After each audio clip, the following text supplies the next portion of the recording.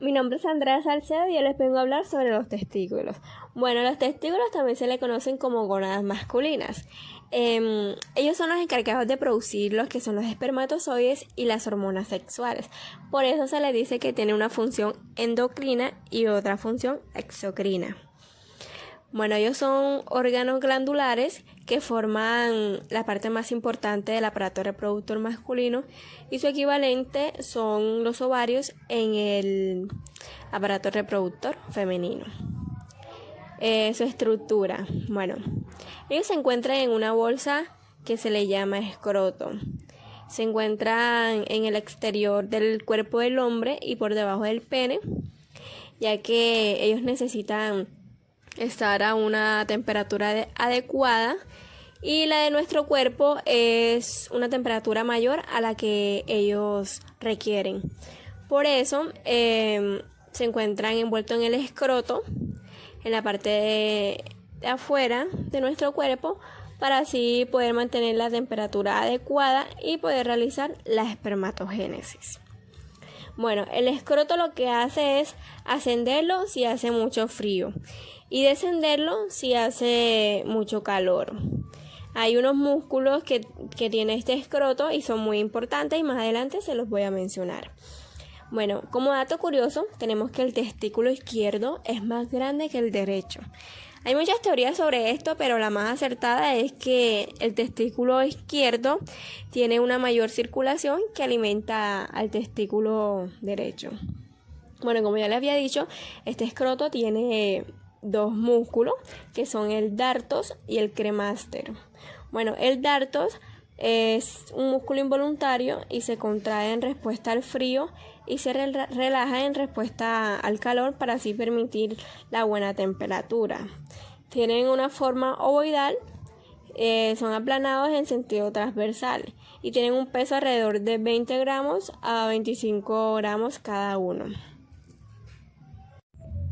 Bueno, ahora les hablaré sobre la configuración externa y la configuración interna de los testículos. Bueno, en la configuración externa tenemos a los polos superiores, que es donde se encuentra la cabeza del epidídimo, y los polos inferiores, que es donde se encuentra la cola del epidídimo. Tenemos caras internas, que como vemos son las partes de color naranja, y tenemos las partes externas, que son las de color azul. También encontramos bordes, que son los que están de color fucsia. Hay un borde anterior que está en la parte de adelante, como podemos notar en la imagen, y en la parte posterior, que se encuentra en la parte de atrás. Bueno, la configuración interna. Tenemos un estroma, que es un armazón del órgano de tejido relleno y está cubierto por una capa que se le llama albugínea. Bueno, esta capa lo que va a hacer son penetraciones que va a formar tabiques. Mira, es esta la que le estoy señalando, de color azul, de azul celeste. Bueno, ella va a hacer esos tabiques que van a permitir formar unos espacios, como los podemos notar aquí. Y estos espacios se van a conformar algo que se les conoce como lobulillos seminíferos. Tenemos al parénquima.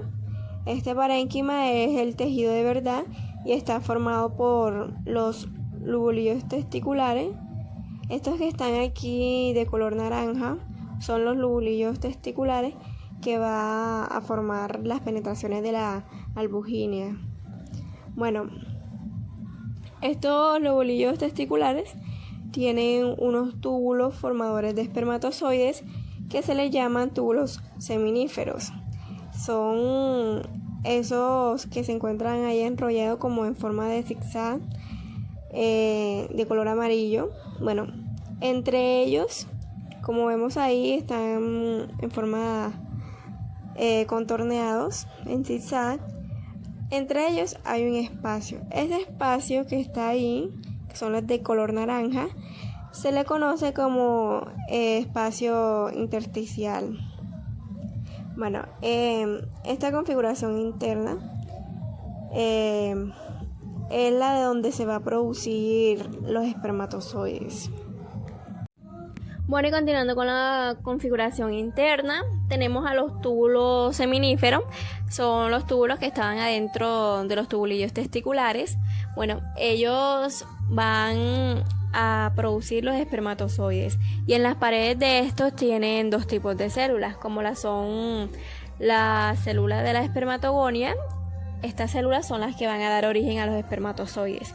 Y también tenemos a las células de Sertolin, que son células que nutren y protegen a las células germinales y además también van a formar una barrera hematotesticular y van a sintetizar la inhibina, que va a ser la hormona que bloquea la secreción de la hormona folículo estimulante. Bueno, recuerden que yo les había dicho que entre los túbulos seminíferos había un espacio que se le llamaba intersticio, ¿cierto? Bueno, este espacio se halla entre los túbulos seminíferos y ahí están las células de Leydig. Y las células de Leydig son las que producen testosterona. Bueno, esta imagen que tenemos aquí recrea todo lo que yo ya les había dicho. Tenemos ahí el testículo, al epidídimo. Luego tenemos una imagen más amplia donde se encierra a los túbulos seminíferos. Y luego la que está acá de última, estos son los túbulos seminíferos. Visto desde una vista más amplia, bueno, podemos ver que dentro de ellos están las células espermatogonias que van a estar originando los espermatozoides. Y por fuera ahí en el espacio intersticial encontramos a las células de Leydig. Esas células de Leydig, como ya les había dicho anteriormente, son las que se encargan de producir la testosterona. Bueno, ya como para terminar, le quería decir que los testículos tienen una función exocrina y una función endocrina. En la exocrina es porque fabrican los espermatozoides que van a ir hacia el exterior en la vagina de la mujer durante el acto sexual para así poder fecundar al óvulo. Y tenemos a la función endocrina, que es la producción de hormonas. Como ya sabemos, estas hormonas se dan en la pubertad y son los que le traen cambios físicos a los hombres, como por ejemplo cuando se dice que ya se desarrollaron, cuando le cambia la voz, cuando comienza a salirle vello púbico, vello facial, comienza a crecer el pene, el escroto y comienzan a aumentar de masa muscular y aumentan de estatura y ahí comienzan a producir miles de espermatozoides por día.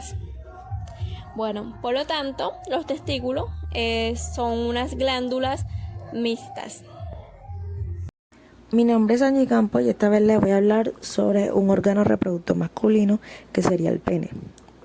Bien, el pene es el órgano reproductor masculino utilizado más que todo para la misión y la relación sexual. Este está localizado por encima del escroto, como podemos observar en la imagen, y está formado por un tejido esponjoso y unos vasos sanguíneos. El cuerpo del pene rodea la uretra y está conectado al hueso púbico. El pene consta más que todo de dos partes, que sería el tronco o también tallo, o la glande, o también se le conocería como cabeza. El tronco es la parte principal del pene y la glande es la punta. Al final del glande hay una pequeña abertura que por donde sale el semen y también sale la orina, que es la que está ahí arribita, que se le conocería como meato urinario, y estas salen a través de la uretra. El prepucio que cubre la cabeza del pene y es eliminado si el niño es circuncidado. Esto se hace frecuentemente poco después del nacimiento o ya sea más adelante en la vida del niño, ya sea por otras razones, ya sea médicas o religiosas también pueden ser. Durante la pubertad, el pene se alarga, la capacidad para eyacular comienza hacia los 12 o también 14 años de edad. La eyaculación es la secreción del líquido que contiene espermatozoides desde el pene durante el orgasmo. Les voy a hablar sobre el pene en el acto sexual. El pene, que suele estar flácido, se endurece cuando un hombre se excita sexualmente. Esto quiere decir que el tejido de su interior se va a llenar de sangre y el pene se va a poner duro y también erecto. Esto se le conocería normalmente como erección. La rigidez del pene erecto facilita su inserción en la vagina de la mujer durante el acto sexual. Cuando se estimula un pene erecto, los músculos que rodean los órganos reproductores se contraen y estos van a hacer que empujen el semen por el sistema de conducto y la uretra. El semen se expulsa del cuerpo a través de la uretra. Este proceso se le llama eyaculación. Cada vez que un chico eyacula, su semen puede contener hasta 500 millones de espermatozoides. También les voy a hablar sobre las afecciones del pene, algunas que ésta tiene. El encordamiento, que sería la curvatura del pene hacia abajo. Epispadia, que sería la abertura de la uretra que está en la parte superior del pene y esta debería estar en la punta. La hipospadia, que es la abertura de la uretra en la parte de abajo del pene y esta debería estar normalmente también en la punta. El pene palmado, que es el pene que está encerrado por el escroto. Las enfermedades de Peyronie, que se presenta durante la erección, una curvatura durante la erección.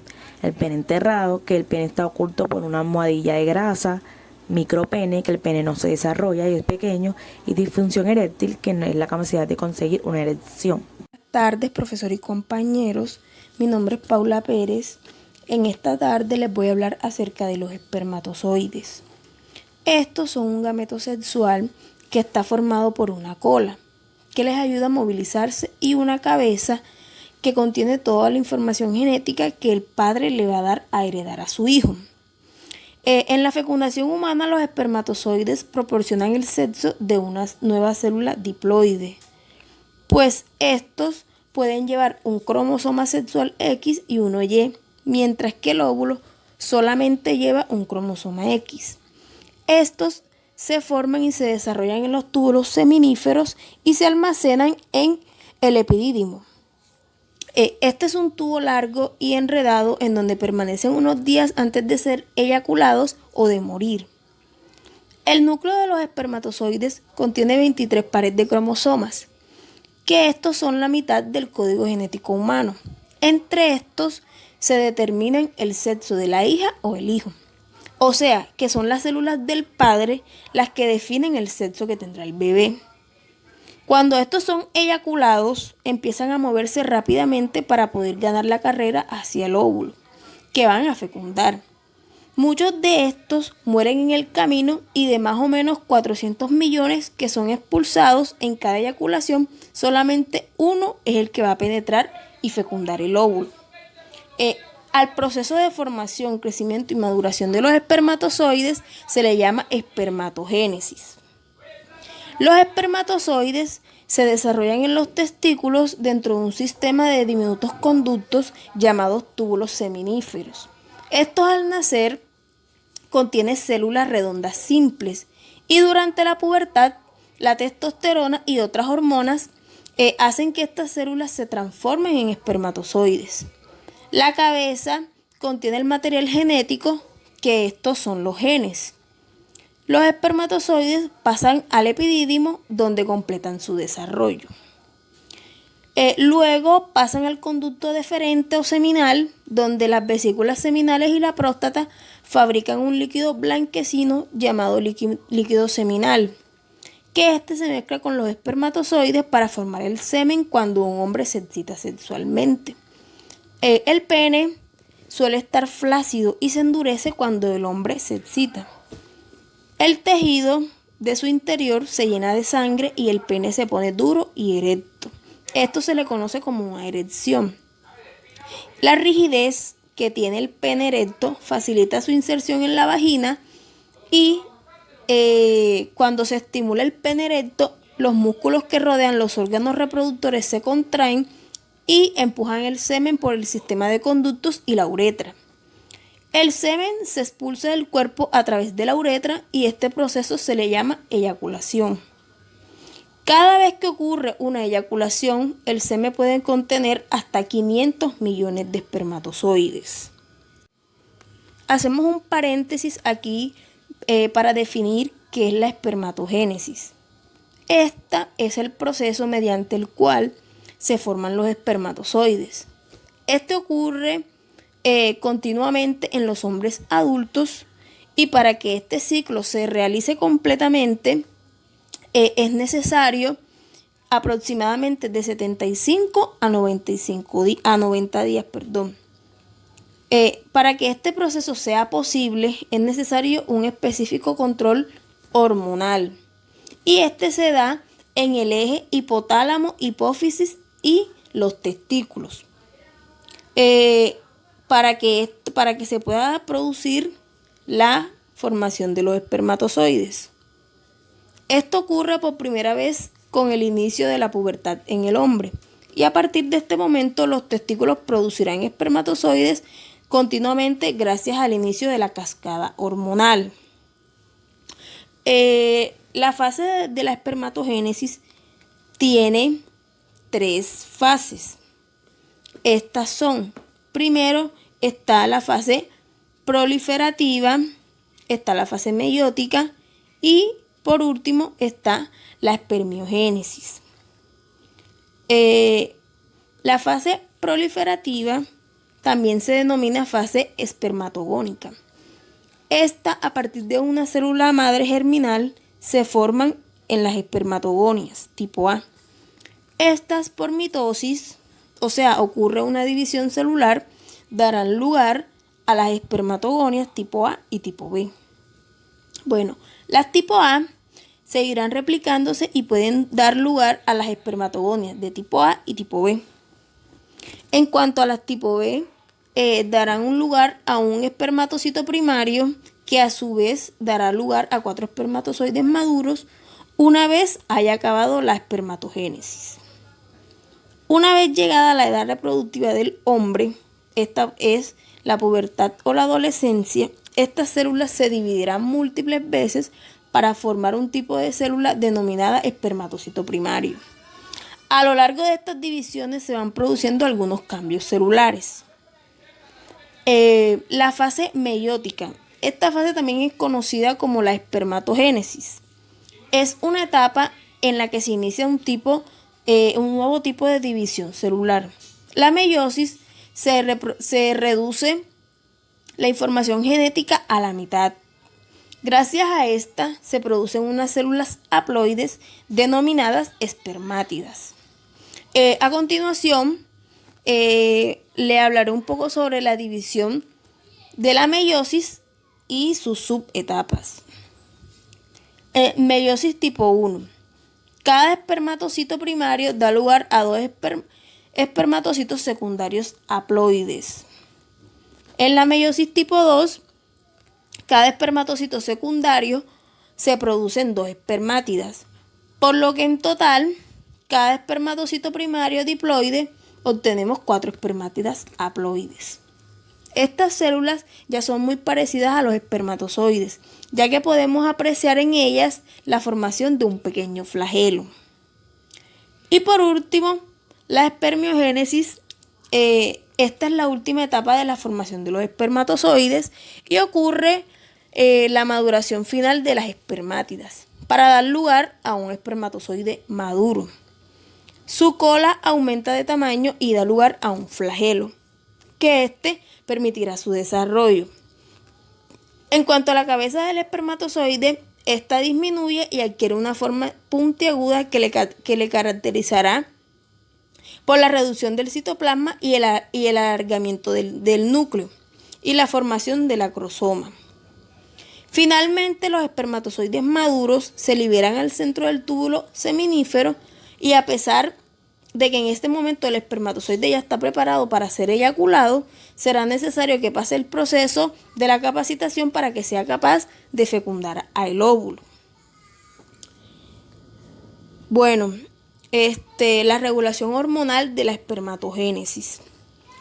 La espermatogénesis está regulada hormonalmente por una retroalimentación negativa en el que intervienen en el hipotálamo, la hipófisis y los testículos.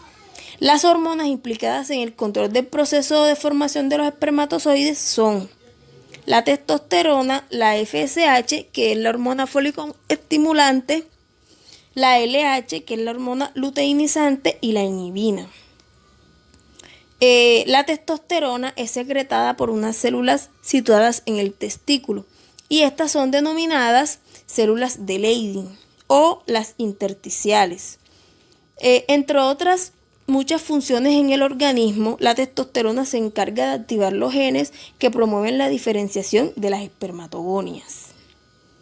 La FSH o hormona foliculoestimulante es secretada por la hipófisis y actúa sobre el testículo. En concreto, ejerce su función sobre las células testiculares conocidas como las células de Sertoli o nodrizas. Estas son las encargadas de nutrir a los espermatozoides y favorecen su desarrollo y maduración. La LH o hormona luteinizante también es secretada por la hipófisis y su función principal es activar la liberación de la testosterona por parte de las células de Leydig. La inhibina, esta es liberada por las células de Sertoli y ejerce su función sobre la hipófisis, inhibiendo la liberación de FSH y por tanto deteniendo la espermatogénesis. Bueno, las partes del espermatozoides. El microscopista Anton Bahn fue la primera persona que describió el espermatozoide en el año 1677. Este se trata de una célula alargada que posee cabeza, cuello y cola, con una longitud total de 50 y 60 micras. La forma de los espermatozoides es similar en la mayoría de las especies, sobre todo en los mamíferos, aunque pueden existir pequeñas diferencias. Lo más peculiar del espermatozoide es que es la única célula humana con un flagelo que le permite moverse. A continuación vamos a describir cada una de sus partes. La cabeza. Bueno, la cabeza del espermatozoide tiene una forma ovalada y un tamaño entre 5 y 8 micras. En ella se pueden diferenciar las siguientes partes. Primero, el acrosoma. Este ocupa los 2 primeros tercios del volumen total y se encuentra en el extremo del espermatozoide. Contiene enzimas proteolíticas que ayudan a deshacer la zona pelúcida del óvulo para poder penetrar en su interior sin problemas. El núcleo es donde permanecen condensados los 23 cromosomas, es decir, la mitad de la información genética del futuro embrión. Esta parte es la única que entra dentro del óvulo. Por ello, es la más importante del espermatozoide. Su función es fusionarse con el núcleo del óvulo para completar la dotación genética del nuevo ser. Y por último, la membrana plasmática. Esta rodea al acrosoma y al núcleo para ser separados del resto del cuerpo del espermatozoide. En su interior se encuentra una pequeña cantidad de citoplasma con altos niveles de ácidos grasos poliinsaturados. Bueno, continuamos. La pieza intermedia se corresponde al cuello del espermatozoide. Por tanto, se sitúa entre la cabeza y la cola. La pieza intermedia mide entre 6 y 12 micras. Es un poco más larga que la cabeza y su grosor apenas es visible en un microscopio. En su interior existen miles de mitocondrias, que éstas se encargan de obtener la energía necesaria para producir el movimiento flagelar que permite el avance del espermatozoide. Y la cola, esta también es llamada flagelo y es una estructura larga cuya función principal es permitir la movilidad espermática mediante su movimiento ondeante y serpenteante. Cualquier alteración en la cola espermática que impida el movimiento progresivo de los espermatozoides será motivo de una infertilidad masculina. Una vez el espermatozoide llega hasta el óvulo y su núcleo entra al interior, la cola se pierde. Bueno, A continuación, hablaremos sobre las alteraciones de los espermatozoides. Existen varias alteraciones relacionadas con los espermatozoides y estos pueden dificultar una concepción de manera natural. Como primera anomalía o alteración tenemos el oligosopermia, que este hace referencia a la baja concentración de espermatozoides en el semen. La actinospermia, esta es la alteración de la movilidad espermática debido a defectos que impiden o dificultan el avance de los espermatozoides. Y por último, la terasopermia, que es cuando los espermatozoides presentan una mala morfología, ya que la cabeza, el cuello o en la cola. Y tienen una fragmentación del ADN, que este es el material genético condensado en el núcleo de la cabeza espermática que puede presentar roturas. Eso era todo. Muchas gracias. Las vesículas seminales son estructuras localizadas detrás de la vejiga y delante del recto. Tienen el aspecto de una bolsa alargada. Las dos vesículas seminales son unas glándulas complementarias del aparato reproductor masculino y producen un fluido denso, rico en azúcares y alcalino, que conforma la parte principal del fluido seminal. Su estructura y su forma. Cada vesícula seminal es una estructura alargada con el tamaño y la forma de un meñique. Estas están detrás de la vejiga urinaria y delante del recto. Las dos vesículas seminales forman una estructura en V. Su principal función es nutrir a los espermatozoides con su secreción, un líquido seminal rico en fructuosa, y al unirse al conducto deferente se forma el conducto eyaculador, que perfora la próstata para terminar en la uretra. Las vesículas seminales se sitúan en la parte posterior de la vejiga urinaria. Tienen secreciones que se incorporan al conducto deferente que vacía en la uretra prostática. Luego les hablaré del volumen prostático, que es donde la próstata es una glándula con forma de saco y tiene un volumen de unos 10 a 15 milímetros. Su interior consiste en túbulos secretores enrollados en paredes musculares, donde las secreciones salen de la glándula a través del conducto de la vesícula seminal, que se une al conducto deferente dentro de la próstata para formar el conducto eyaculador. Buenas, mi nombre es Mariama Blanco y yo les voy a hablar del sistema reproductor masculino, las glándulas de Cooper. Las glándulas de Cooper o glándulas bulborretrales son dos órganos pares de 3 a 5 milímetros de diámetro que se localizan a uno a cada lado de la uretra, a la altura del estrecho posterior de la pelvis, en la base del pene y posterior a la próstata. Debido a su posición y al origen de las células que forman las glándulas de Cooper, son homólogas a las glándulas vestibulares o glándulas de Bartolini. Presentes en el aparato reproductor femenino, las glándulas de Bartolini se encuentran situadas en cada lado de la apertura de la vagina, pero con frecuencia no son visibles debido a su pequeño tamaño, que así son similares a las glándulas de Cooper. La principal función de las glándulas de Cooper o bulborretrales son producidas y expulsión de una parte del líquido preseminal. Las glándulas de Cooper son glándulas exocrinas, es decir, su secreción influye hacia afuera del organismo, pero en este caso las situaciones producidas por las glándulas de Cooper no salen aisladas, sino que se mezclan con la producida por las vesículas seminales y la próstata para formar ese líquido preseminal.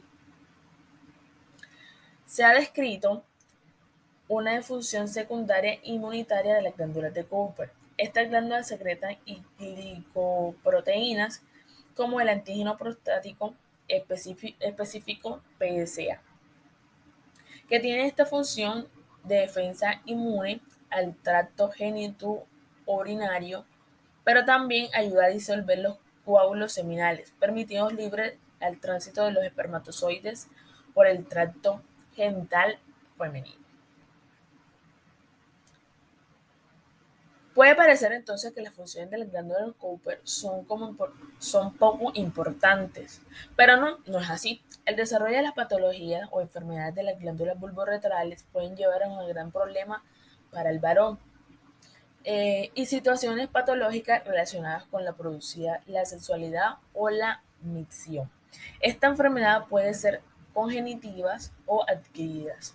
Un ejemplo de estas eh, de las enfermedades de Cooper podría ser el siringocele del Cooper, que produce una distinción de los conductos principales de las glándulas bulboretrales, que en los casos más graves puede llevar incluso a una ruptura de la membrana remanente de la uretra. En otros casos, la lesión puede consistir en la aparición de la inflamación de las glándulas o aguda o crónica, calificándose o piedras en su interior o incluso hasta tumores. Bueno, aquí hay pues una imagen, cual vemos que las glándulas de Cooper están justo debajo de la próstata. Como yo le dije anteriormente, esta glándula hace que secrete un líquido alcalino que lubrica y neutraliza la acidez de la uretra antes del paso del semen en la eyaculación. Este líquido puede contener espermatozoides, generalmente atrasados, por lo cual la práctica de que el pene se quite pues antes de la eyaculación no es un método totalmente anticonceptivo efectivo. Pues muchas gracias, les dejo con mi siguiente compañera. Tenemos enfermedades del sistema reproductor masculino, una de las más comunes, que es la hernia inguinal. Estos son abultamientos en la ingle y son causados por un defecto en la pared muscular de la región inguinal. Deja entrar el contenido abdominal. Una hernia inguinal pues ocurre cuando una porción del tejido, como una parte del intestino, empuja hacia afuera a través de un lugar debilitando en los músculos abdominales. El bulto que se produce puede ser doloroso, especialmente si llegamos a toser, inclinar o levantar un objeto pesado. Pues sin embargo, muchas de estas hernias no causan dolor. Entre los factores que contribuyen al desarrollo de una hernia inguinal, podemos ver que pues ser hombre, pues los hombres tienen 8 veces más probabilidades de padecer una hernia inguinal que las mujeres. Ser mayor, pues los músculos cuando ya es mayor se debilitan a medida que envejece. Ser de la raza blanca, tener antecedentes familiares de un pariente cercano que pues ya haya tenido una hernia, como puede ser un papá, un hermano, pues que esté presentando o haya presentado esta afección. Tener una tos crónica como la de las personas que fuman, tener un estreñimiento crónico. Bueno, pues el estreñimiento produce esfuerzos al evacuar los intestinos. Eh, las hernias inguinales pues son mucho más comunes en los bebés prematuros o con bajo peso al nacer. La hernia inguinal anterior o la reparación de esta, aunque la hernia anterior haya ocurrido en la infancia, tiene un mayor riesgo de presentar otra hernia inguinal. Otra que podemos ver aquí es la epididimitis. Esta es una inflamación del conducto que conecta el testículo con los vasos deferentes. Es un cilindro en espiral que está en la parte trasera del testículo que guarda y transporta los espermatozoides. Bueno, aquí podemos ver una imagen de uno normal y uno con epididimitis.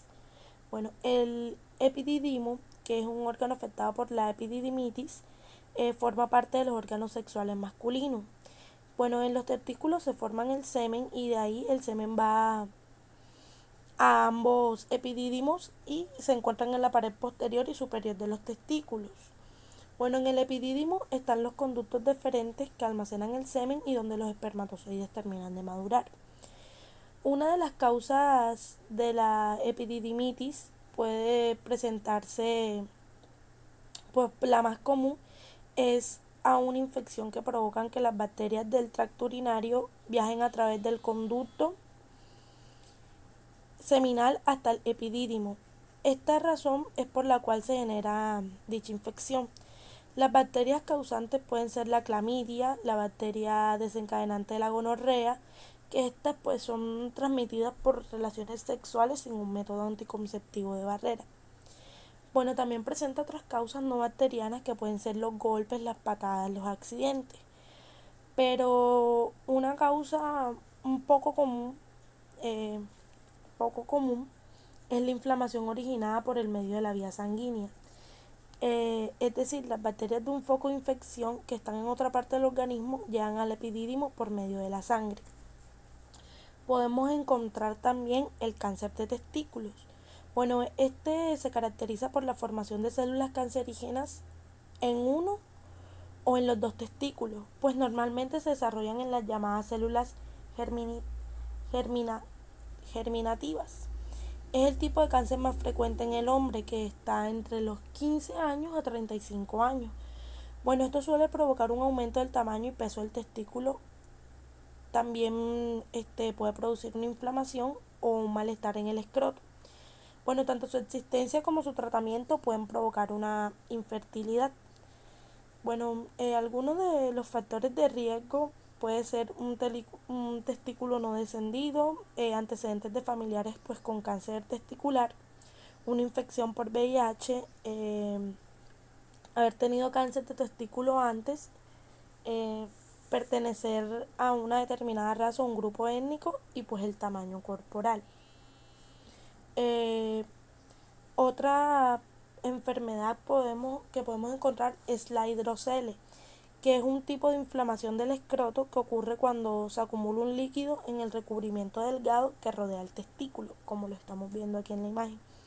El hidrocele es frecuente pues en los recién nacidos y suele desaparecer sin tratamiento al año de vida. Bueno, los niños mayores y los hombres adultos pueden manifestar una hidrocele debido a una inflamación o lesión dentro del escroto. Eh, bueno, los hidroceles pueden aparecer en uno o en ambos lados de los testículos. Este problema ocurre con frecuencia antes de cumplir el primer año de edad y durante el primer año de vida puede resolverse espontáneamente, pero si esto no ocurre, será a partir de ahí pues que debemos llevar un seguimiento para por parte del cirujano. Bueno, es muy importante saber que puede ocurrir en niños mayores y adolescentes, aunque en estas edades es más rara por su resolución espontánea, por lo que la mayoría de los casos precisará un tratamiento quirúrgico, o sea, necesitarán un tratamiento quirúrgico.